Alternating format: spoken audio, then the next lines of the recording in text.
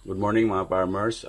Today's vlog mga farmers ay masaya tayo mga farmers no na may halong lungkot mga farmers. Kasi ang inahin natin mga farmers ay may sakit mga farmers no. So sa tingin ko mga farmers ay ambient malaria mga ka-farmers no. Yung galing sa lamok mga farmers. So ituturo ko sa inyo mga farmers kung paano malaman kung ano yung sakit ng ating manok mga farmers no. Kasi 3 days na yan mga farmers na nagkaganyan mga farmers no, walang ganang kumain mga farmers, tapos dry yung paa niya mga farmers, tapos may kulay yung ano niya no, yung ipot niya mga farmers ay puti at kulay verde mga farmers no. So yun mga farmers no, bago tayo magsimula mga farmers, mag-intro muna tayo.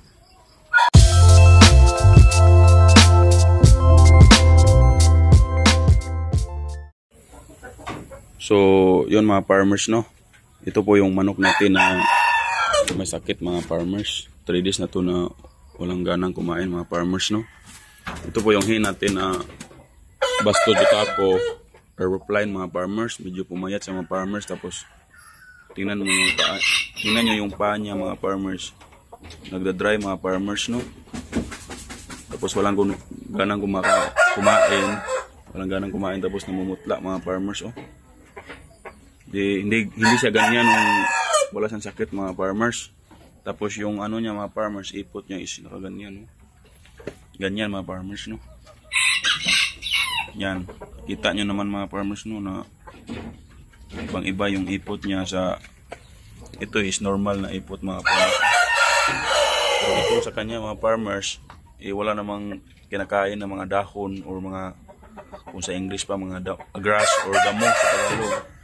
Yan yung mga normal na ipot. Itong sa kanya is may kulay green tsaka puti. Tapos matamlay sa mga farmers oh. Yan yung palatandaan ng ano mga farmers no, ambient malaria. Galing sa lamok yan mga farmers. Nakaraang mga araw mga farmers ay sige ulan dito mga farmers. Kagabi umuulan na naman mga farmers. So siguro dito sa area natin mga farmers ay marami ng lamok no. So mamayang gabi mga farmers, magpausok ako mga farmers para mawala yung mga lamok, mabawasan sila mga farmers no. O baka hindi masyadong maraming lamok, natsambahan lang talaga mga farmers na nakagat siya ng lamok na may kargang ano, may dadalang ano, sakit na ambient malaria, kaya ito tinamaan siya mga farmers. So yan, talagang yung paa niya mga farmers, dry na dry, tingnan mga farmers. Tapos parang namumula mga farmers.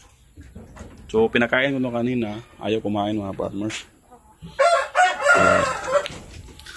May binili akong gamot dito mga farmers na akma para sa kanyang sakit na. So ito, kukunin ko muna mga farmers. Saan ba yun? Ito mga farmers ay ano to mga farmers, hindi maklaro no. Pero ano to mga dito banda baka maklaro mga farmers. Ayan, klaro dito. Ito ay NF1 capsule 100 mg. Yan. Ito yung forma niya farmers no, MF1. So bumili ako ng 5 piraso, may dalawa doon.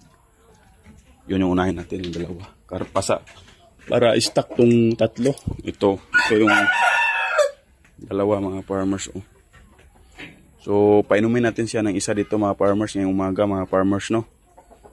Tapos mayang gabi naman mga farmers painumin natin. Para kasi 3 days na to mga farmers na ganito siya. Para talaga wash out yung ano niya no, sakit niya no.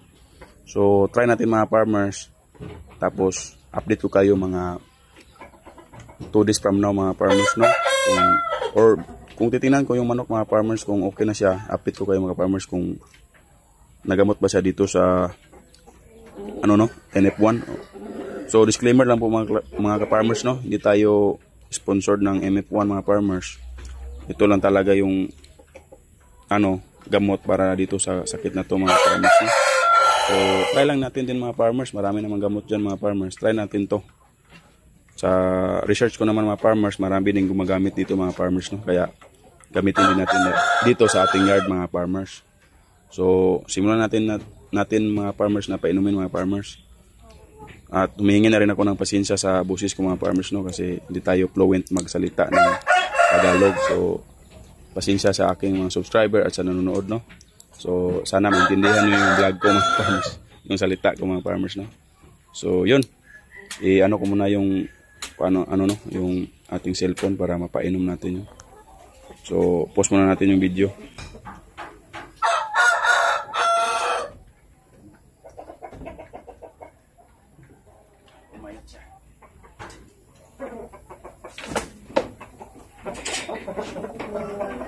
Umayat siya mga farmers, no? Umayat siya. Ano? Hindi ganito yung katawan niya mga farmers. So,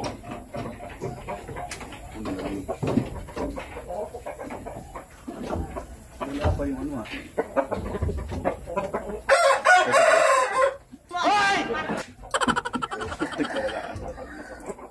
ito mga farmers. Bigyan natin ng isa. Tunok. Damo tunok.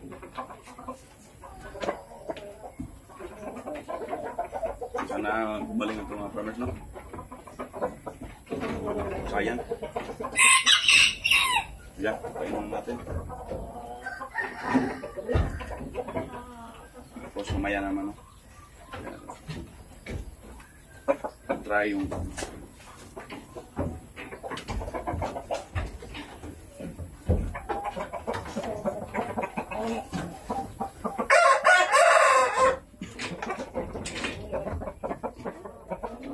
so yun mga farmers, no, napainom na natin yung ating manok, no, yung hen natin mga farmers na Basto Jutaco or Weply, no. So sana mga farmers ay gumaling na siya mga farmers kasi i-breed natin mga farmers, no. So yun mga farmers, no, salamat sa panonood at sa laging pagsubaybay sa aming munting channel, no, Artax Farmstead. So sa aming mga subscribers, salamat sa sawang pagsuporta mga farmers, no.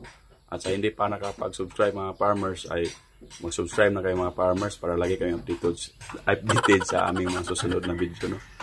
So yun mga farmers, salamat sa laging panonood at sana may natutunan kayo sa vlog natin na ngayong araw na to mga farmers. So yun lang muna ngayong araw na to mga farmers. So salamat sa laging panonood, no, and God bless mga farmers.